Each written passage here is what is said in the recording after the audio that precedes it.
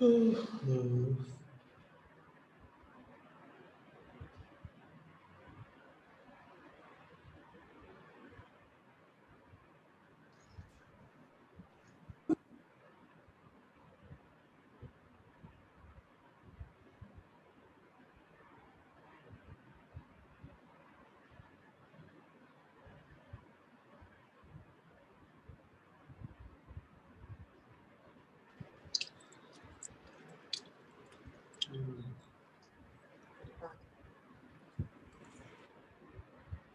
morning, sir. Good morning.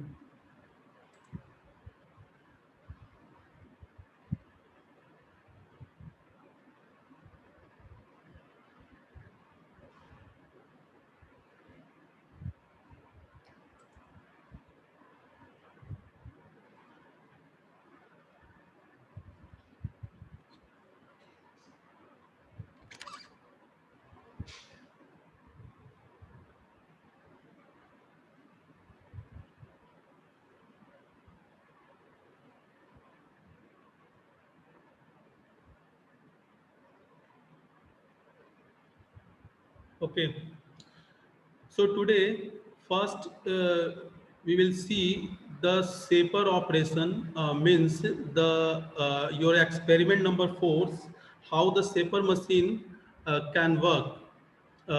So SAPER machine में हम लोग जनरली फ्लैट सरफेस का मशीनिंग करते हैं। फ्लैट सरफेस का मशीनिंग से मतलब नहीं है, फ्लैट सरफेस अगर बनाना हो, कोई भी फ्लैट सरफेस बनाना हो तो उसका मशीनिंग हम करने के लिए मेरे पास है सेपर मशीन। सो सेपर मशीन से हम कोई राउंड सरफेस का, कोई भी राउंड सरफेस है, कोई गोल सरफेस है, कोई गोल सरफेस है, उसका मशीन करके उसको फ्लैट सरफेस में कन्वर्ट करते हैं। जैसे कि आप बोल्ट को, बोल्ट जो होता है नट एंड बोल्ट में जो बोल्ट होता है, जो बोल्ट के ऊपर हेक्सागोनल जो सरफेस होता है, हेक्सागोनल, तो एक हेक्सागोन का जो सरफेस होता है उसको बनाने के लिए हम यूज करते हैं सेपर मशीन का। तो सेपर मशीन में हम कोई भी राउंड शेप का सरफेस हो या किसी अदर शेप का सरफेस हो, उसको फ्लैट सरफेस में हम कन्वर्ट करते हैं। लेथ मशीन पे हम लोग फ्लैट मशीनिंग नहीं कर सकते हैं। किसी भी प्रोफाइल को हम फ्लैट सरफेस में कन्वर्ट नहीं कर सकते हैं, क्योंकि उसमें वर्क पीस टर्न करता है, राउंड सर्कुलर टर्निंग ऑपरेशन होता है। इसीलिए केवल सिलिंड्रिकल शेप का जो भी ऑब्जेक्ट बनाना है, we will made by the lathe machine. But where the requirement is the flat surface, then we will use the shaper machine. So today we will see how the shaper machine work, what's the principle they perform to do the work. So shaper machine generally machining a block on surface on shaper machine. So shaper machine हमारा हमेशा flat surface making operation है, flat surface generate करता है। इसका हम introduction, working principle, classification और operation देखेंगे। सबसे पहले सेपर मशीन क्या होता है, कैसे काम करता है। तो सेपर मशीन जो है is a reciprocating type of machine tool in which और रैम, एक रैम मशीन के कॉलम के ऊपर लगा होता है। इसका पिक्टोरियल व्यू हम आपको दिखाएंगे, फिर आपको वर्कशॉप में ले जाकर दिखाएंगे। तो ये है ये क्या है कि एक रेसिप्रोकेटिंग टाइप का रैम होता है जो मूव करता है फॉरवर्ड और बैकवर्ड। फॉरवर्ड में जब भी वो फॉरवर्ड मूव करेगा तब कटिंग होगा, और बैकवर्ड स्ट्रोक इसका आइडल स्ट्रोक होगा। सो बैकवर्ड में वो कटिंग नहीं करेगा, जब भी मशीनिंग करेगा वो फॉरवर्ड स्ट्रोक में करेगा। द मेजर कंपोनेंट है इसका, इस तरह का सेपर मशीन होता है, ब्लॉक डायग्राम दिखाया आपको। ये रैम होता है, इसके ये एक बेस के ऊपर यहाँ पे एक टेबल लगा देते हैं, टेबल को फिक्स कर देते हैं टप सपोर्ट के साथ। इस टेबल पे हमारा बेंच वाइज और टेबल वाइज लगा रहेगा, जिसमें हम जॉब को, वर्कपीस को फिट करेंगे वाइज में। एक कॉलम होगा, वर्टिकल कॉलम, उसके अंदर मैकेनिज्म सेट होता है, slotted slider crank mechanism. Slotted slider crank mechanism आप लोग थ्योरी ऑफ मशीन में पढ़े थे। इसके अंदर क्विक रिटर्न मैकेनिज्म होता है। Shaper machine is work on the quick return mechanism, means the forward stroke से रिटर्न स्ट्रोक ज्यादा फास्ट होगा। रिटर्न स्ट्रोक इसका फास्ट होगा और फॉरवर्ड स्ट्रोक में रिटर्न स्ट्रोक आइडल होगा। फिर ये रैम जो होता है, इस रैम को यहाँ पे सेट करते हैं, यहाँ पे एंगल बार होता है। अगर हमें किसी भी टेपर्ड एंगल से किसी वर्कपीस पे ग्रूविंग करना है, 45 डिग्री, 30 डिग्री, 40 डिग्री एंगल पे कोई वर्कपीस पे, ये वर्कपीस है, इसमें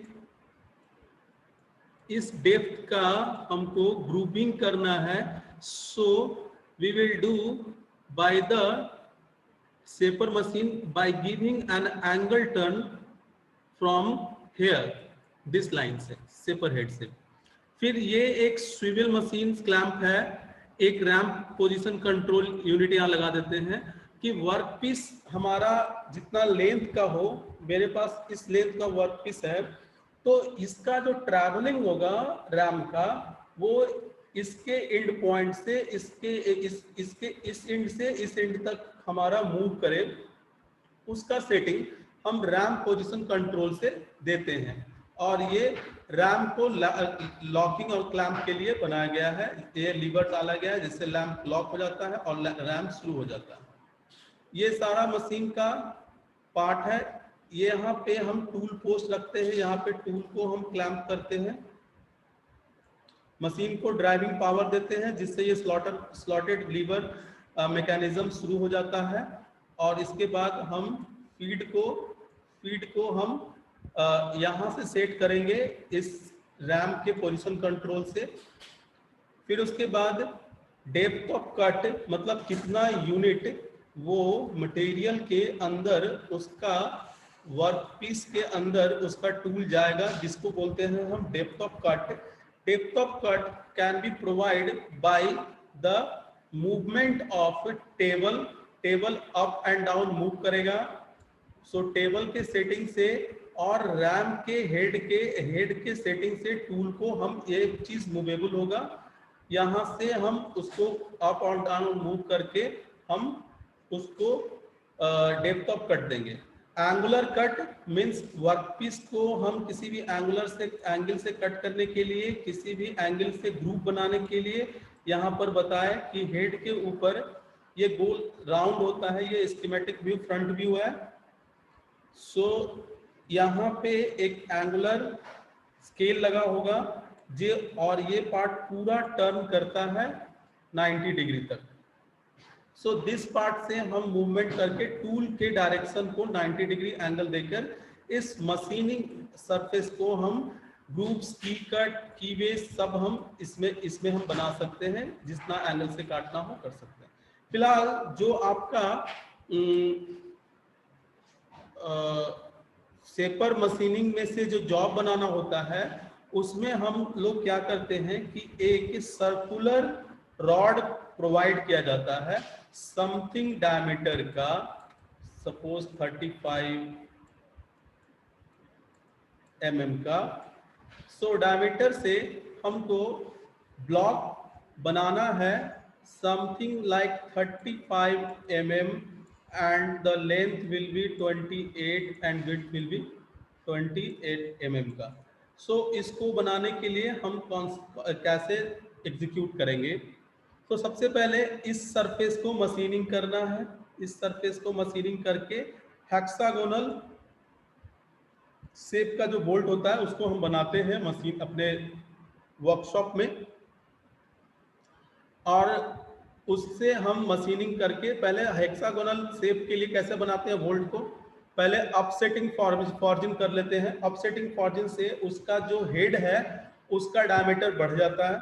जब उसका डायमीटर बढ़ जाता है और राउंड शेप का होता है तो उसको सेपर मशीन में डाल के उसका जितना मटेरियल रिमूव करेंगे तो इसका यहाँ से मटेरियल रिमूव होते जाएगा, रैम को मूवमेंट करते जाएंगे। फाइनली ये जो सरफेस है सर्कुलर का इस तरह का बन जाएगा। फिर इस पार्ट का हम मशीनिंग करेंगे तो ये फिलहाल ऐसे ऐसे ऐसे ऐसे उसको राउंड घुमा कर और उसको पोजीशन चेंज करके फिर वहां तो मशीनिंग हो गया। फिर उसको हटाकर उसको राउंड कर उसको रन उस वर्कपीस को टर्न करके हम मशीनिंग करते हैं।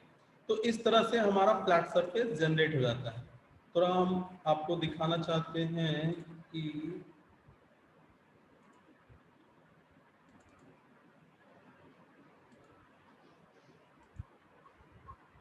ये वर्कशॉप है।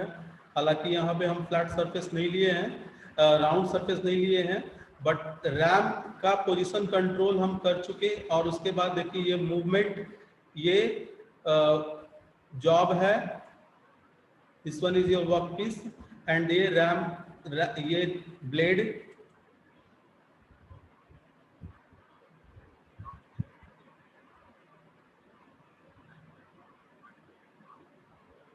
ये पूरा टोटल बड़ा पार्ट रैम कहलाता है जो रेसिप्रोकेटिंग मोशन कर रहा है।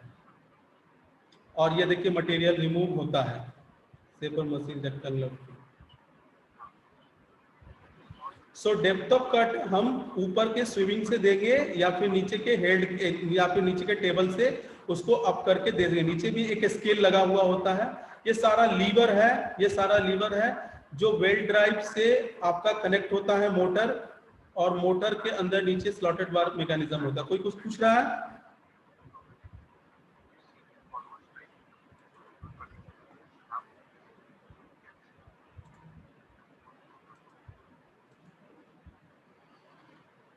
सो दिस टाइप का मशीनिंग हम सेपर मशीन से फ्लैट सरफेस का जनरेट करते हैं।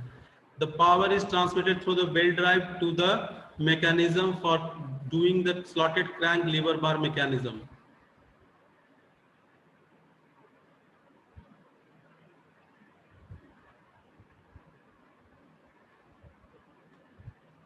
Look at how the pure surface finished product has been obtained during the machining,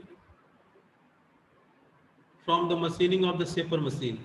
We can also make the cube, we can also make the keyways or the groups from this shaper machine.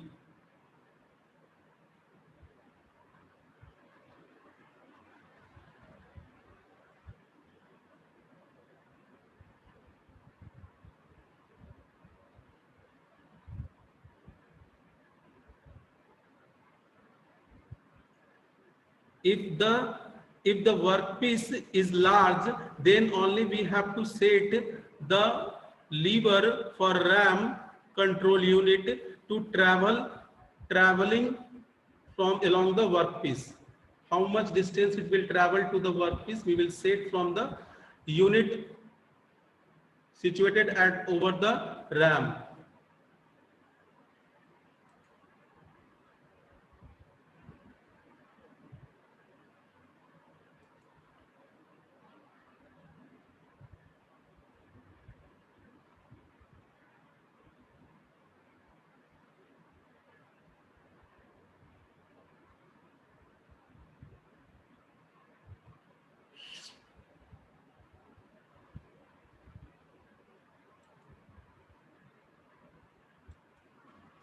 Okay. So this is all about the shaper machine, how it works. Actually, the shaper machine principle to work is the quick return mechanism. Slotted lever crank bus mechanism से भी होता है quick return mechanism. इसका जो होता है आपका जो वर्किंग स्ट्रोक होता है क्विक रिटर्न मैकेनिज्म में क्या होता है, slotted slotted lever crank work mechanism में आपका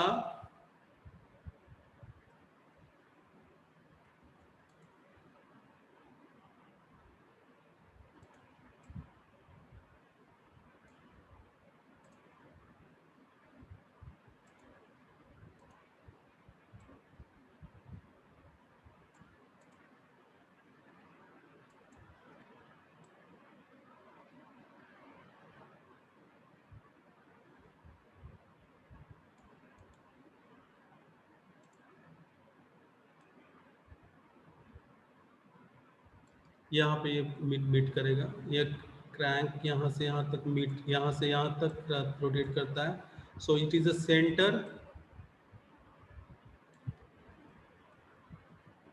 ये टेंजेंट से एक सेंटर को मिला देते हैं, और ये जो स्ट्रोक है, ये जो स्ट्रोक है वो कटिंग स्ट्रोक होगा, और ये जो स्ट्रोक होगा वो रिटर्न स्ट्रोक होगा।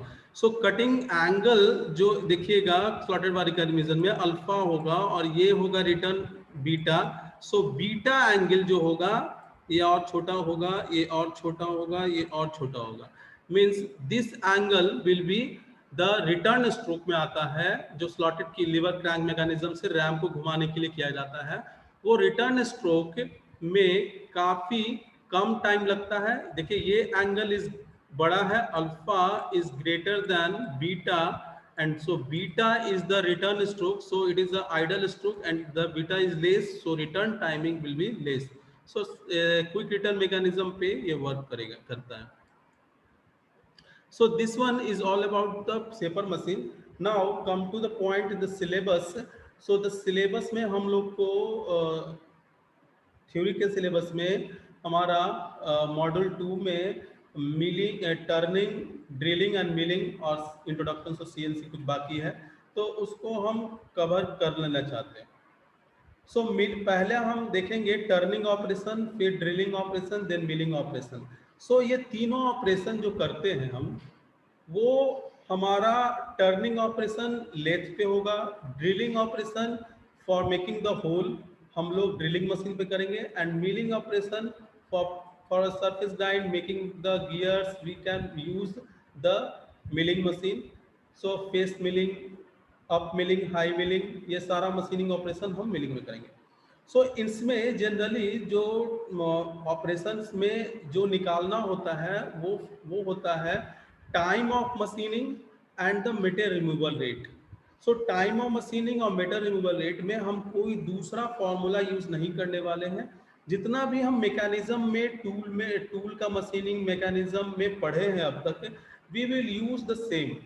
The next thing is that the turning operation is generally happened in the case of case of lathe machine. So lathe machine में हम एक ऑपरेशन टर्निंग से ही बहुत सारा ऑपरेशन करवाते हैं। जैसे कौन कौन सा ऑपरेशन है हमारा? Straight turning, planar turning, taper turning, knurling, face of, cut off, ये जितना भी ऑपरेशन है वो हम मशीन से, लेथ मशीन से करवाते हैं। लेथ मशीन का accessories, total head stock, tail stock, led, back, carriage, lead screw, ये सब चीज हम आपको थ्रेड कटिंग, हाँ thread cutting is also an operation, and thread cutting में हम आपको दिखा दिए हैं। So generally today's we will see on the turning operation how the material removal rate and the time of machining can be calculated. So look eight,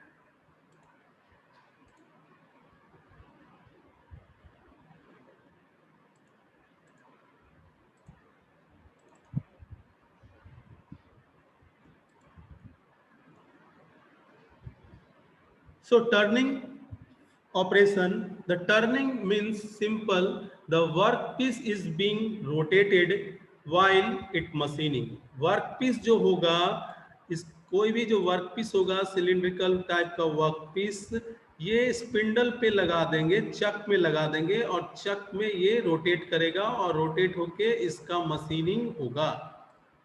जब इसका metal removal rate, जब इसका मेटल रिमूवल होगा, then it will be rotated। So that's why the operation is called the turning। का मतलब है घुमाओ, घूमता रहता है। कौन घूमता रहता है भाई इसमें? वर्क पीस घूमता रहता है। लेथ और मिलिंग में एक कॉमन क्वेश्चन पूछेगा आप लोग से इंटरव्यूअर कि what is the basic difference between the lathe machine and the milling machine. Then you will tell that in the lathe machine, sir, workpiece will be rotated and tool is fixed, while in the milling machine the workpiece is fixed and the tool will be rotated or moved. So these are the difference from the milling to the lathe. And the major operation in the case of lathe machine can do, or the turning operation can be performed, is called the straight plane turning। जो हम turning से plane बनाते हैं, छोटा dimension करते हैं machine का remove करके, उसको स्ट्रेट प्लेन टर्निंग बोलते हैं। टेपर टेपर और प्रोफाइल टर्निंग। टेपर टर्निंग कहते हैं कि जब कोई प्रोफाइल हमको इस तरह का बनाना है, so it is called the taper turning. तो देखिए it is the angle given, so this is the angle, so this is called the taper turning. इस तरह का प्रोफाइल जनरेट करना है, bigger diameter and smaller diameter one side, then it is called taper turning. Parting off और cutting off. Parting off और cutting off means is this is the job and we will do the machining parting off. So we can give the partition from one job to another job for a little base in contact, then it is called parting off. Threading, you have seen the threading. Knurling operation, कोई भी job में अगर किसी तरह का impression बना रहता है लाइक दिस वन, इसको भी हम लेथ मशीन से करते हैं। This are called the knurling. ये सब जॉब आपको करना होता है फर्स्ट ईयर में, आप लोग किए होंगे, यहाँ भी होता है, और नहीं तो हम यहाँ पर भी फोर्थ सेमेस्टर में भी करवाते हैं। सो दिस इज कॉल्ड, एक नर्लिंग टूल होता है जो टूल के साथ फिक्स कर देते हैं और वर्कपीस को रोटेट करते हैं, और this impression can be depicted on the workpiece, so it is called the knurling operation by the tool. Chamfering, आप ऑटोकैड में देखे होंगे चैम्परिंग फेसिंग ऑफ क्या है सर? हाँ, facing of. Facing of sir? Facing of भी आपका इसी तरह का है कि ये फेस है, इससे आपको मटेरियल यहाँ से रिमूव करते हैं। पार्टिंग ऑफ, फेसिंग ऑफ, सब इसी को कहते हैं। फेस के से मटेरियल को रिमूव कराना को फेसिंग ऑफ ही कहेंगे। ठीक है sir. Now the two things which I have tell you that in turning, drilling and और क्या बोले थे मिलिंग में हमारा जो निकालना होता है वो दो चीज निकालना पड़ेगा आपको। एक मेटल रिमूवल रेट, कि इसका कितना मेटल रिमूव हुआ per second, volume of the metal removed from per minute और per second, rate of the material removal. Then the second things is the time of machining, मतलब जितना material remove करना था उसमें कितना टाइम लगेगा, जितना आपका वर्क पीस लेंथ वगैरह सब गिवन रहेगा फीड, तो कितना मशीनिंग में टाइम लगेगा। सो दो थिंग्स आपको निकालना होता है हर ऑपरेशन में। सो लेट अस सी कि ये मेरा वर्क पीस है, ये टूल लगा दिए, इसका डायमीटर इनिशियली था D1 और इसको D2 डायमीटर में हम चेंज कर दिए। सो D1 और D2 का जो डिफरेंस होगा वो बोथ साइड से निकलेगा, ऊपर और नीचे से। सो इसका D1 minus D2, D1 minus जो D2 होगा वो divided by 2, because it will be remove from both the side, so it is called the depth of cut. So let us see, this length will be equal to the difference of the big diameter to the small diameter and half of the, because it will be removed from both the side. So let us see, the feed is given from this direction. So feed is in terms of material in mm, मतलब कितना material remove होगा in terms of एक revolution में, क्योंकि work piece इली rotated and feed is given the linear direction, so it the unit is 1 mm के material को remove करने के लिए एक रिवोल्यूशन में कितना मटेरियल रिमूव होगा, इस टाइप का इसका यूनिट सेट किया जाता है। तो material removal rate MRR is nothing but the simple, हम पहले बता चुके हैं आपको कि volume removed by time. Volume कैसे निकालेंगे? तो वॉल्यूम हमको निकलेगा मटेरियल का π/4 initial diameter. Let us see the initial diameter is d1 square and d2 square and length से मल्टीप्लाई कर देंगे, तो एरिया को लेंथ से मल्टीप्लाई कर देंगे। अगर वर्क पीस जो होता है, let us see this one is the length of work piece and this is called approach length and this is called the over travel length.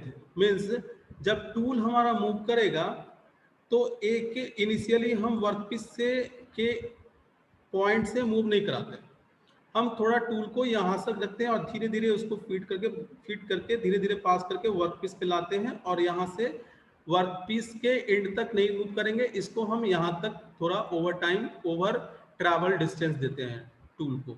So the total distance travelled bye the tool is called L1, means and L2, length of the job, first length and the second length. So this one is called L2 is called over travel, मतलब machine वहां तक होगा लेकिन उसको हम tool को वहां तक मूव करके हटाएंगे। फिर इसको बोलते हैं अप्रोच लेंथ। पहला जो टूल यहाँ शुरू करेंगे तो यहाँ तक, ये दोनों लेंथ L1 और L2 अगर गिवन होगा क्वेश्चन में तब इसका इस्तेमाल करेंगे, नहीं तो नहीं इस्तेमाल करेंगे। Let us take 0। So the total length of the tool will be calculated L1, L is the tool length, is the workpiece length, plus L1 plus L2, means L1 approach length and L2 the over travel length. So ये होता है case जब tool मेरा travel कर रहा है, approach length to workpiece पे पूरा ट्रैवल किया, देन L2 मतलब ओवर ट्रैवल किया। तो ये होता है कि जब टूल एक बार मूव किया, लेकिन टूल को एक बार फीड करने से पूरा मशीनिंग नहीं होगा, हमारा टूल को बार बार मूव कराते जाना है, टूल को धीरे धीरे फीड करते हैं। ये चीज ऑटोमेटिक होता है, पुराने मशीनिंग में ये फीड खुद हाथ से किया जाता था, लेकिन आजकल ये ट्रैवल जो होता है टूल का वो ऑटोमेटिक होता है। टूल ट्रैवल करता है समथिंग लेंथ से over travel distance to approach length to over travel distance, और फिर ये बार बार मशीनिंग होते जाता है। So total number of passes पे होता है कि कितना नंबर ऑफ पास, एक बार टूल मूव किए, दूसरा नंबर ऑफ पास मूव किए, तीसरा नंबर ऑफ पास मूव किए, तो टोटल मशीनिंग में जितना मटेरियल रिमूव करना है, हमारा जितना सरफेस डिजायर चाहिए, उस सरफेस को लेने के लिए कितना बार टूल मूव किया, उसको बोलते हैं number of passes. So total distance travel अगर निकालना चाहें कि टूल कितना टोटल डिस्टेंस ट्रैवल किया, तो ये हो जाएगा, ये length L plus L1 plus L2 into number of passes. Means मान के चलिए कि टूल को पूरी मशीनिंग करने में, डिजायर सरफेस को प्राप्त करने में 4 नंबर ऑफ पास लगा, 4 नंबर ऑफ पासेस हम उसको मूव किए। सो it is be the total travel distance will be n into L plus L1 plus L2, ये हो जाता है। सो मटेरियल रिमूवल रेट निकालने के लिए आपको चाहिए वॉल्यूम और ये लेंथ, अप्रोच लेंथ अगर हमको दिया हुआ है केवल, तो approach length into F/n time होता है length feed into number of revolution. Feed का डेफिनेशन हो जाता है mm पर रिवॉल्यूशन, और एक रिवॉल्यूशन में जितना पार्ट वो कट करेगा तो n रेवोल्यूशन अगर जॉब का है तो कितना मीटर पर मिनट के यूनिट में वो आ जाएगा। So it will be now meter per minute if the f is multiply by the revolution per minute. So length, total length L है, अगर अप्रोच लेंथ और ये नहीं है तो the time will be L/F/n। सो इसको अगर मल्टीप्लाई कर देते हैं टाइम से, वॉल्यूम को, एरिया इंटू लेंथ वॉल्यूम, तो LL कट जाएगा, और हमारा जो मेटल रिमूवल रेट है MRR विल बी π/4 d1 का स्क्वायर माइनस d2 का square F feed into n revolution. So turning operation में मेटल रिमूवल रेट ये होगा, और सभी इक्वेशन में लगभग सेम होता है मेटल रिमूवल रेट। नाउ एक बार d1 स्क्वायर d2 स्क्वायर को ब्रेक कर देंगे, ब्रेक करने से क्या होगा, a square minus b square पे आ जाएगा। So pi a square minus b square मतलब a minus b plus a plus b. So d1 plus d2 and d1 minus d2 into f into n जो है वहां पे same रख दिए यहाँ पे। नाउ इस 4 को हम डिवाइड कर दिए 2 और 2 में। नाउ अब देखेंगे कि this d1 minus d2 by 2, this d1 minus d2 by 2 is nothing but depth of cut d। ऊपर में हम लोग देख चुके हैं, ये डायमीटर है, ये एक छोटा डायमीटर है, दोनों का डिफरेंस, दोनों side half half means the depth of cut d is equal to d1 minus d2 by 2। So pi d small and d average, d का एवरेज मतलब जो आपका पहले का डायमीटर है और जो बाद का डायमीटर है डिवाइडेड बाई 2 को हम एवरेज डायमीटर बोलते हैं। नाउ हम पहले भी MRR पढ़ चुके थे और उसमें हम देखे थे कि पाई d depth of cut into d average जो होगा ये कटिंग स्पीड होगा, और इसका कटिंग स्पीड एवरेज बोलेंगे। सो कटिंग स्पीड एवरेज निकालना हो तो this formula can be utilize, and F and N का मल्टीप्लाई कर देंगे, then it is metal removal rate. Now we will see how the machining time can be calculated. So L1 approach length होगा, L2 over travel distance होगा, n number of passes होगा, मतलब 4 पास में machining हो रहा है, टोटल जितना Dzire material remove होना है उतना हो रहा है, that is called n number of passes. So time taken to a single pass में कितना टाइम लगेगा सिंगल पास में, तो L1 प्लस L2 मीन्स यहाँ देखेंगे this distance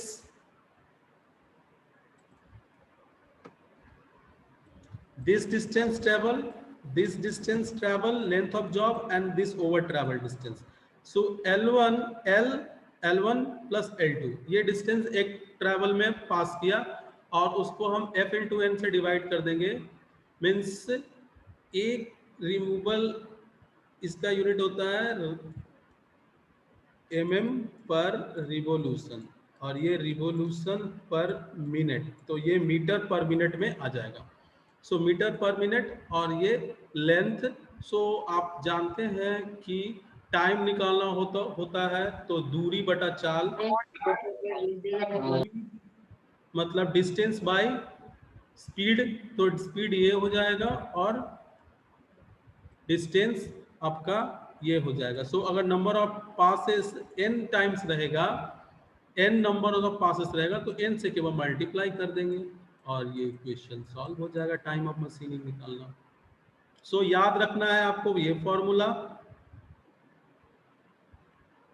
ये सिंपल फॉर्मूला याद रखिए मेटल रिमूवल के लिए, π/4 d1 square minus d2 square into f feed into revolution. Sometime if it is not given तो F N का B1 T1 FD से निकालते हैं। नाउ द मशीनिंग टाइम निकालने के लिए total length L1 over time length approach length into number of passes divided by feed into revolution per minute of the work of the job. So these two equations से हमारा सारा equation solve हो जाएगा. Now the question is, a workpiece of 60 mm diameter, is it sir some work? So question so question is that a workpiece of 60 mm diameter and 150 mm length is turned all over 4 passes. मतलब length of the job है 150 mm का और diameter है उसका 60 mm का, और वो machining होता है 4 पास में, 4 tool travel 1, tool travel 2, tool travel 3, tool travel 4 and tool travel 5. सो अगर अप्रोच लेंथ 20 mm का है, अप्रोच मतलब टूल जहां से स्टार्ट करके वर्कपीस को टच करेगा, एंड ओवर ट्रैवल जो टूल जहां से एंड करेगा और थोड़ा ज्यादा डिस्टेंस ट्रैवल करेगा. So 12 mm over diameter over travel and average feed speed is 0.8 meter per revolution दे रहा है, मतलब 0.8 mm एक रेवोल्यूशन में वो रिमूव कर देता है. So and cutting speed is given 30 meter per minute. एक चीज यूनिट पर ध्यान रखेंगे, बाकी सारा यूनिट mm में दिया हुआ है और ये मीटर में दिया हुआ है. So we will convert the suitable diameter suitable unit so that the formula and the things are the same in same unit. So calculate the machining time, calculate the machining time. How the machining time can be calculate. So machining time क्या होता है, total time निकालना है, तो total distance by the speed. F and N दिया हुआ है, F and N नहीं, एफ दिया हुआ है, फीड दिया हुआ है, एन नहीं दिया हुआ है, मतलब the turning of the work piece is not given. So how can it be calculated, let us think. I will take your attendance. How the revolution of the workpiece can be calculated? It is very easy because the cutting speed is given. The cutting speed is given. It means the pi dn is equal is your cutting speed. So Vc is equal to pi dn. D is given and pi you know. Then n can be calculated. n निकल जाएगा. जब n निकल जाएगा तो length divided by speed, मतलब total length is equal to L1 plus L2 plus length of job into number of passes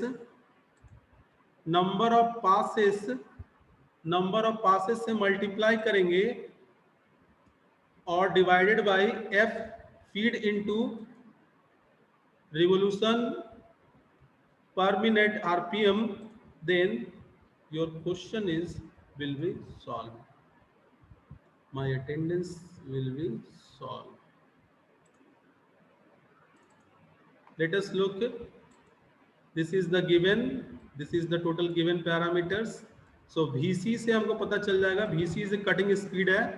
VC cutting speed है. यहाँ से जॉब का रोटेशन निकाल लेंगे और मेरे पास फॉर्मूला है L प्लस टोटल लेंथ हो गया. सो N टाइम्स